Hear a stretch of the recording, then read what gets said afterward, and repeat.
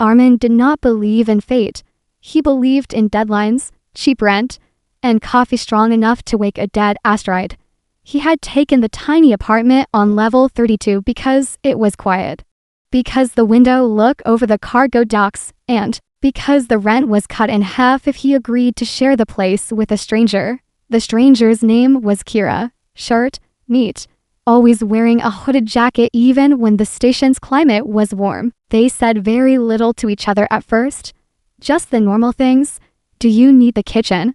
Did you take my mug? The water recycler's making that sound again. Armin did not ask questions. Kira did not offer answers, and for 3 months, the arrangement worked like old machinery that refuses to die. Then came the night that changed everything. Armin arrived home late, his backpack heavy with distribution reports, the corridor silent except for the soft thrum of the habitat ring. He tapped the door panel, stepped inside, and the smell hit him, cold metal and ozone, like the air after a lightning strike. A thin glow leaked from Kira's room, a color he had never seen on any human light. Not blue, not green. Something between them that made the skin on his arms rise. He called Kira's name once, gently, because he was not the type to pry. No answer came. Only the hum, the strange glow, the sense that the air was too tight. He should have turned away. He should have gone to the kitchen to heat noodles and forget. Instead, he moved toward the door, his hand lifted, slow as if pushing through honey. The door was half open, and he looked inside, and the world he knew ended in a single breath. Kira stood in the center of the room with her hood thrown back. Her skin was not skin. It was the thin lattice of light, shifting and settling like a net of stars. Her hair was not hair. It was a spill of luminous threads, each strand alive with quiet current. 4 slender filaments extended from her back like folded wings, trembling as if listening to the power in the room. A ring of floating shards circled her head, small pieces of crystal or metal that turned and clicked in a soft rhythm. On the floor lay a map drawn with light, a starfield projected without a projector, the pots of ships, and the thin lines of trade lanes etched in midair. In her hands rested something like a mask, smooth and dark, and when she lowered at the light, in the room dimmed and her outline settled into the human shape Armin had known for months. She looked up and saw him, and fear flashed across her features. Not the fear of being caught doing something wrong, the fear of being erased. For a long heartbeat, neither of them moved. The shards paused in their orbit. The filaments curled inward like startled hands. I did not mean to intrude, Armin whispered, his voice small in the charged air. It's your room too, Kira answered. But the words were wrapped in a voice that was not quite human. As if 2 tones spoke together and tried to agree. Armin stepped back, but the floor under his heel bumped the door and it slid open with a soft hiss. Kira flinched. The filaments spread in a reflex he did not understand, then folded close once more. Please, she said. Close the door and do not run. Armin did as she asked, because despite the shock he could see she was afraid of him more than he was of her, and that made something steady wake up in him. What are you? He asked, the words leaving his mouth without permission. Kira tilted her head, choosing her answer like a careful mechanic choosing the right tool. On your paperwork, I am a resource analyst from the Outer Belt. On my birth records, I am a daughter of the Yihadori diaspora. On a night like this, I am someone who cannot hide, not from herself, not from another set of eyes. The orbiting shards resumed their slow spin. The room softened, the strange glow lowering as if it was listening to. Armin wanted to ask 1,000 questions. He chose one. Are you in danger? Kira laughed once, but there was no joy in it. Only every hour, only every day, only every time a scanner tries to weigh what I am against what a human file says I should be. She looked past him, toward the door, as if expecting the station police to walk through it. If I frightened you, I am sorry. I was repairing a broken lattice in my cloak. It hides me from lazy eyes. It will not fool careful ones forever. Armin sat down on the edge of the doorway, because his knees were not entirely his. You have been living here, going to work, eating my terrible noodles, like any normal roommate, he said, and a crooked smile tried to form. It failed. Kira's eyes warmed, the luminous threads dimming until her face seemed almost human again. I liked your noodles, she said. You add too much spice and pretend not to notice. Something inside Armin eased. The ordinary detail anchoring him in the flood of the strange. Okay, he said. So you are not what you look like, and you are hiding for a reason. Can you tell me the reason? Kira lifted the dark mask and turned it in her hands. The surface swallowing the room's light like a deep pond. My people were hunted by the Empire because we can hear machines, not with ears, with the bones, with the lattice, with the mind that can thread through wires and wake sleeping code. We did not want war. We wanted quiet work in quiet places. But power fears what it does not control, so we ran. And we learned to wear masks. She set the mask down and the orbiting shards clicked once as if agreeing. I took this room because it smelled like coffee and old books. I took this job because the manifest systems were old enough to trust. I stayed because you did not ask questions. Armin's mind drifted to small things. The way Kira always touched the door panel with 2 fingers. The way the room lights obeyed her without a spoken word. The way the recycler never made that bad noise after she looked at it. He remembered the news feeds. The word empire always spoken like a storm you cannot predict. He remembered his own habits. Keep your head down, move cargo, be useful, be invisible. What did I just walk into beyond your secret? He asked. Because even a quiet person knows when trouble gathers like a crowd around free food. Kira's gaze sharpened. The filaments at her back gave her a soft shiver. Tonight, I tried to pull a manifest from a sealed node. Something the dock masters are hiding. The data feels wrong. Like a story with missing pages. When I opened it, something opened back. A listener. Not human. Not Yahadari. A third voice. It marked me. Armin's stomach cold. The way it does when a ship drops from spin and the stars all shift at once. Marked you how? She raised her palm. The faint pattern of a sigil shimmered there. Not ink, not light, more like a bruise in reality. It knows where I am now, and it will send eyes. As if the universe waited for that line, the apartment. Lights flickered, the hallway outside filled with muffled boots, and the heavy breath of armored suits. Kira's head snapped toward the door. The shards around her accelerated. The humming room tightened like a drawn bow. Station security. A voice sparked from the corridor. The bark of someone used to being obeyed. Armin stood on unsteady legs, a reflex older than good sense telling him to open the door and be polite. Kira caught his sleeve with a hand that felt light and very strong. Listen. If they see me like this, they will send me to someone who speaks softly and locks doors that do not open again.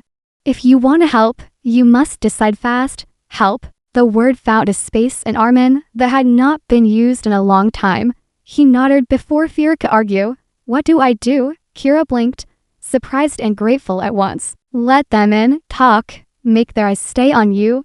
I will fold the lattice and dim. I will be a shadow. The knock came again. Sharper.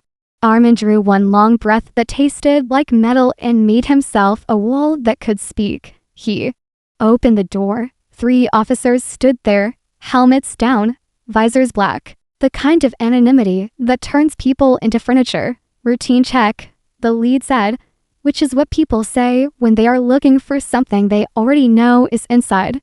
Armin gave them the tired face every dock worker wears, like a badge. Come in. But the recycler will complain if you breathe too hard. They swept past him, scanning, sensors brushing the room like cold hands. Kira was gone from sight. A dark shape only if you already knew where to look. Her presence. A held breath in the corner of his vision. What's in the second room? The lead asked. My roommate, Selence. Armin answered. Because truth can be shaped if you choose the edge. They stepped into Kira's room. The air still singing with energy that only a careful ear could hear. The officer's scanner clicked, then faltered, as if confused by an equation with too many variables. You live alone? He asked. No. But you are not here to check my rent agreement. Armin said, and let a little annoyance push into his voice. Because annoyance is the favorite food of authority. The officer looked around, visor tilting. The scanner buzzed, went quiet, buzzed again, then decided the world matched whatever it hoped to match. If you notice anyone suspicious, report at once, he said. On this level, the suspicious ones are the ones who clean. No one can be that cheerful about grease, Armin said, and the two side officers snorted despite themselves. They left without another word. Boots marching the Carters hummed back to normal. Armin shut the door and leaned against it, his legs turning to soft cables. Kira unfolded from the edge of the room like a shadow turning into a person. You spoke like someone who has done this before, she said, a question inside the statement. I have moved cargo since I was 16. Half of cargo is words. The other half is knowing which words not to carry, Armin replied. Kira smiled, small and real. The filaments fluttered like a sigh. Thank you, she said. And the two words were the simplest and heaviest in the room. He wanted to ask if they were safe now, but the answer already sat in the air. Who sent them? He asked instead, because sometimes the second question is the only one that moves the story forward. Not security by themselves, Kira said. There is a listening node under Dock 7 that does not report to the station governor. It reports to the Empire's quiet office. They keep files on anyone who can change numbers with a thought. And you can do more than numbers, Armin said, thinking of the recycler that stopped complaining and the lights that obeyed like trained birds. Kira nodded. I can talk to tired machines and ask them to be brave a little longer. I can hear the shape of a network and find the hole where truth leaks out.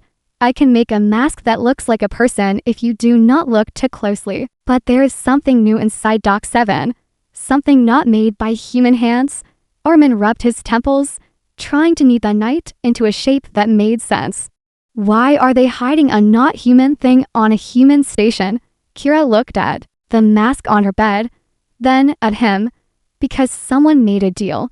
Because fear purchases strange allies. Because the Empire would rather hold hands with a storm than admit their roof leaks. Armin had always avoided politics. He avoided them. Now, by focusing on logistics, the way he always did. If they are listening, we cannot stay here. And if we run without a plan, we feed them a chase. What do you need to do to stop the mark from calling them? Kira walked to the star map drawn on the floor. It's light thin now, like chalk after rain. The mark is a handshake waiting for the second grasp. If we reach it first and speak in its own syntax, we can turn its ear deaf for a while, not forever, but long enough to change the board. Where is it? Armin asked, and found his voice was steady. Because work is a boat that floats even in flooded rooms, under Dock 7. Kira said, behind a wall that pretends to be air, inside a cabinet that pretends to be empty. Armin nodded like a man agreeing to a shift he knows will hurt in the morning. Then we go, he said. Kira blinked, surprised again. You would come with me. You are my roommate. You fix the recycler. And you like my terrible noodles. Also, I am too awake to sleep now. The smile she gave him carried something like sunlight. Rare on a station, and therefore precious. They moved fast. Both of them good at quiet. The kind of quiet that does not show up on a camera as guilt. The corridors at this hour belong to drones, and the tired. The drones did not look, and the tired did not care. Dock 7 lay under 3 levels of cargo lifts and 1 level of paperwork. Armin knew the routes that the scanners ignored because scanners hate stairs. Kira walked with eyes half closed, seeing something Armin could not see, mapping the hum of the station like a musician hearing a familiar song with a wrong note. They reached a maintenance hatch. Kira laid her hand on the panel, and the panel decided it was unlocked for tonight. Inside the walls the air smelled of dust and wires, old breath and electrical ghosts. They crawled, climbed, and stopped whenever Kira lifted a finger and tilted her head. Here, she whispered at last, which in that narrow dark sounded like a bell rung underwater. A blank segment of bulkhead waited in front of them. To clean. To new. pretending to be part of something older. Kira pressed the mask to her face. The orbiting shard slid from the hood and nested around her temples like a crown that knew how to think. The bulkhead rippled, not in the way human metal moves, but in the way a lie tries to hold itself together when the truth knocks. The cabinet inside was small and very deep, its walls not metal, not stone, more like the inside of a shell that had never belonged to a creature in this part of the galaxy. In the middle, a device waited, Kefilid small, night sky dark, a single hairline crack glowing in that not green, not blue again. The listener, Kira breathed, and the word fogged, the air like cold. What do I do? Armin asked. Hold my hand, she said without looking at him, and he did, because by now that was the simplest decision in the world. Kira leaned forward and sang, not with her mouth, with the lattice, with the filaments, with every part of her that was not human and had been told to be silent for months. The air vibrated, the device brightened, a second brightness woke behind the first brightness, like an eye opening under a clear lid. Hello, said a voice that was not sound, and Armin felt the hair on his arms try to hide. Kira answered in the same silent place. Her words were threads he could not follow, but could feel. The device listened, then argued, then listened again, then tried to mark her twice, and Kira unwove the second mark with a flick that felt like turning a page backward. It took long minutes, or short years, the kind of time that does not belong to clocks. When it ended, the device dimmed to the color of tired metal. The bulkhead stopped pretending to be something else. Kira sagged. Armin caught her, and for a moment her weight felt like a whole station sleeping in his arms. It will not call them for a while, she said. But the quiet office will notice the silence. Silence has a sheep too. We should go, Armin said, and his voice was soft because the walls were listening for a news story. They sealed the hatch and crept back through the bones of the station. The drone still not looking, the tired still not caring. Back in the apartment, Kira sat on the floor with her back against the bed, the filaments curling round her like cats. Armin made noodles because action is a kind of prayer. He handed her the bowl. She ate with the simple joy of a person who remembers to be alive after almost not being. What happens tomorrow? He asked, because someone always has to push the calendar forward. Tomorrow I go to work.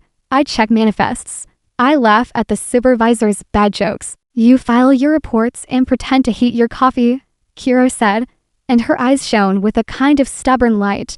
And after tomorrow, we find who made the deal under Dock 7, she said.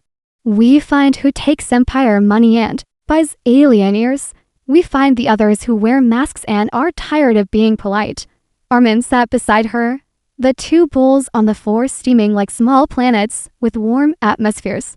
I am just a cargo clerk, he said, not apologizing, just measuring his tools. You are someone who opened a door and did not run, Kira said, and the compliment felt like a medal he could hide under a shirt. Outside the window, tugs moved like beetles on a pond. The great ship slept and dreamed of long burns to far ports.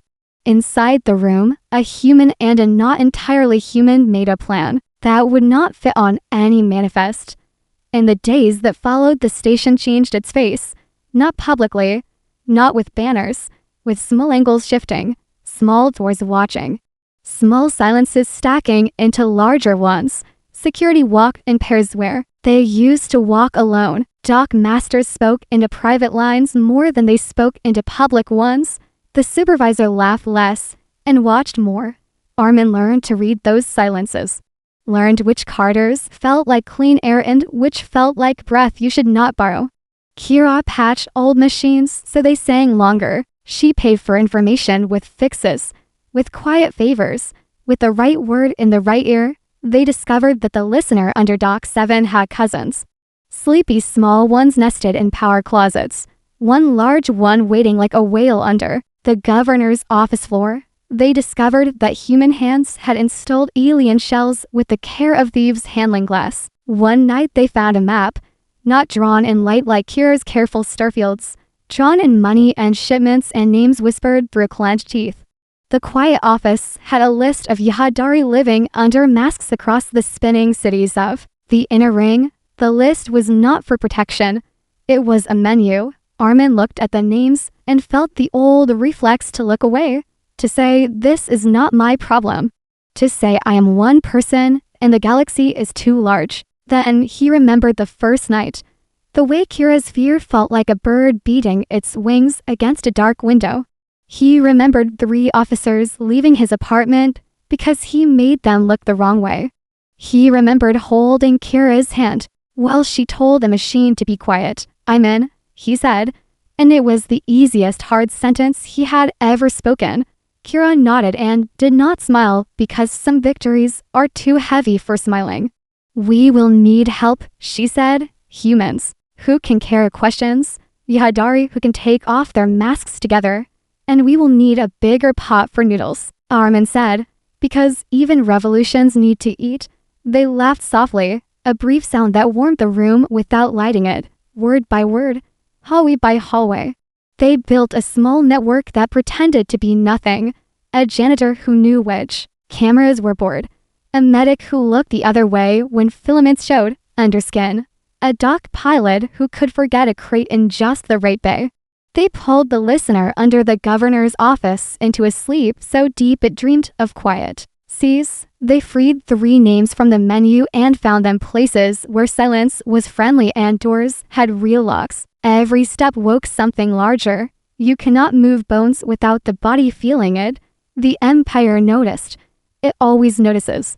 But the Empire is slow to admit that a machine made of fear can be puzzled by a handful of people who trust each other. On the night the quiet office finally reached for them with a full hand, they were ready. Sirens bit the air. Boots pounded.